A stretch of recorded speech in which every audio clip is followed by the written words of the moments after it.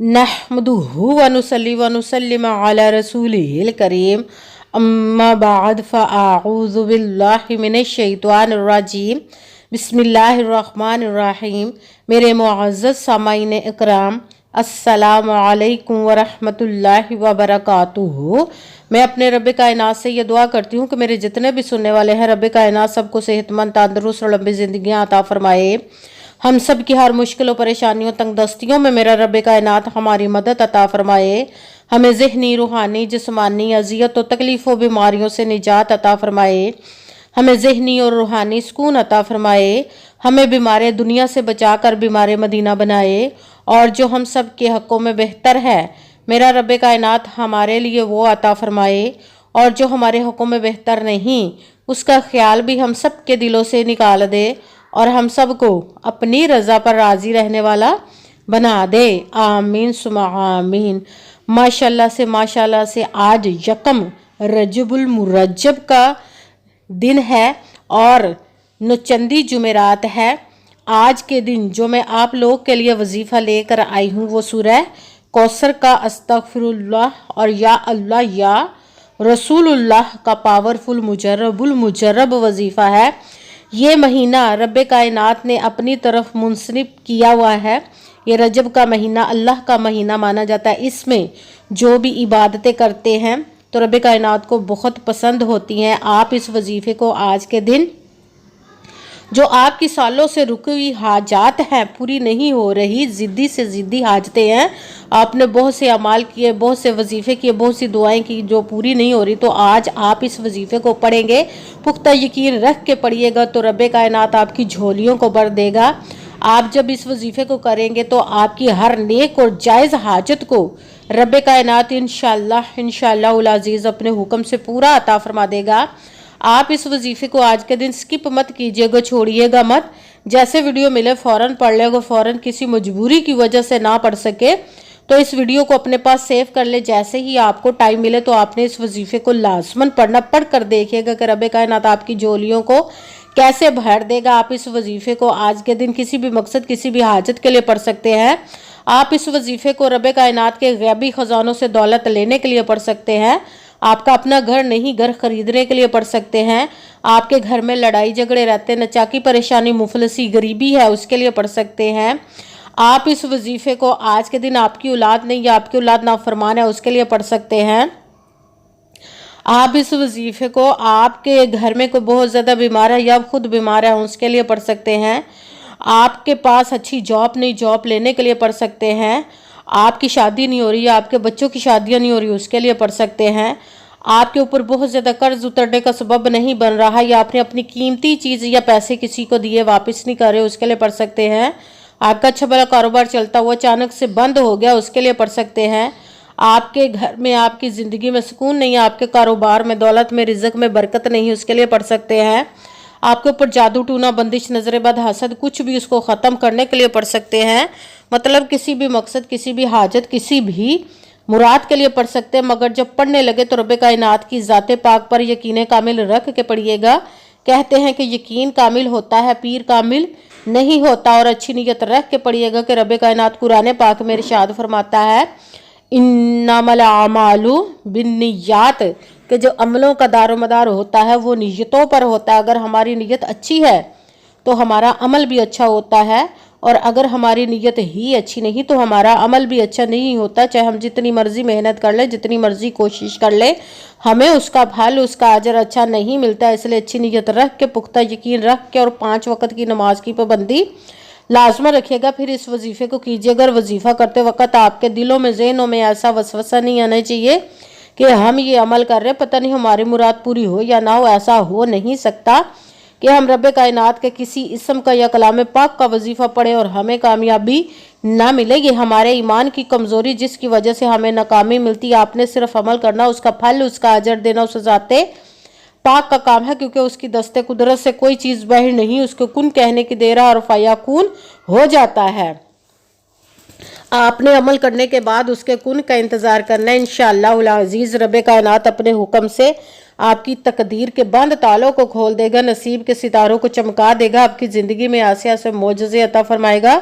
कि आप खुद देखकर हैरान रह जाएंगे। आपको कभी किसी चीज़ की कमी नहीं रहेगी इंशाअल्लाह उल अजीज़ उसके हुक्म से। अगर वीडियो अच्छी लगे तो इसको लाइक ज़रूर कीजिएगा और आगे भी शेयर कर दीजिएगा ताकि किसी दूसरे को हमारी वजह से फ़ायदा पहुंचे तो हमारे लिए सदका जारिया बन। जो नए हैं इस चैनल पर, इस चैनल को सब्सक्राइब कर ले, बेल आइकन को भी दबा लें ताकि मेरी अगली आने वाली वीडियो आप तक पहुंच सके। अगर कोई मुझसे किसी मसले के बारे में इस्तिहारा करवाना चाहते हो, किसी काम का हिसाब लगवाना चाहते हो, किसी काम के लिए वजीफे को पूछना चाहते हो या कुरान पाक ऑनलाइन पढ़ना चाहते हो, महफिल मिलादुन नबी के लिए बुलवाना चाहते हो तो व्हाट्सअप का नंबर वीडियो पर चल रहा है, आप लोग मुझसे रब्ता कर सकते हैं। अगर मेरे भाई या बुजुर्ग मुझसे रब्ता करना चाहते हो तो व्हाट्सएप पर वॉइस मैसेज करके अपना मसला बता सकते हैं। अगर बहनें या माएँ मुझसे रब्ता करना चाहती हों तो व्हाट्सएप पर वॉइस कॉल करके मुझसे बात कर सकती हैं, अपना मसला बता सकती हैं। आपने वजीफ़ा करने से पहले कमेंट्स में अपना नाम, जहाँ पर रहते हो जगह का नाम और अल्लाह पाक का नाम ज़रूर लिखना है ताकि मैं भी आप लोगों के लिए दुआ कर सकूँ और फिर वजीफ़े की भी आप लोगों को इजाज़त मिल जाएगी। आपने वजीफ़ा करने से पहले पूरी वीडियो को ध्यान के साथ सुन के समझ के फिर वजीफ़े को करना। ऐसा ना हो कि वीडियो को स्किप कर करके छोड़ के सुने और फिर कोई बात रह जाए और आप वजीफ़ा करें ठीक ना हो। आपने ना तो किसी अमल में कम करके पढ़ना, ना ज़्यादा बढ़ा कर पढ़ना है। अगर कम या ज़्यादा कर देते तो वो हमारा वजीफ़ा ठीक नहीं होता, हमें कामयाबी नहीं मिलती। इसीलिए आपने मुकम्मल वजीफ़ा जिस तादाद और जिस तरतीब के साथ मैं बताने लगी उसी तादाद और उसी तरतीब के साथ आपने इस अमल को पढ़ना है। आप इस अमल को आज के दिन किसी भी जगह पर बैठ कर पढ़ सकते, घर में, ऑफिस, मदरसा, यूनिवर्सिटी, कॉलेज, शॉप पे, मगर जब पढ़ने लगे तो बिल्कुल खामोशी, तवज्जो, सुकून के साथ पढ़ना है कि वजीफ़े के दरमियान ना तो आपने किसी से बात करनी, ना उठना, ना फ़ोन इस्तेमाल करना है। अगर हम वजीफ़े के दरमियान किसी से बात कर लेते या उठ जाते हैं तो वो हमारा वजीफ़ा ठीक नहीं होता, हमें कामयाबी नहीं मिलती। इसीलिए आपने मुकम्मल वजीफ़ा पढ़ने के बाद किसी से बात करनी, उठना या कि फ़ोन इस्तेमाल करना है।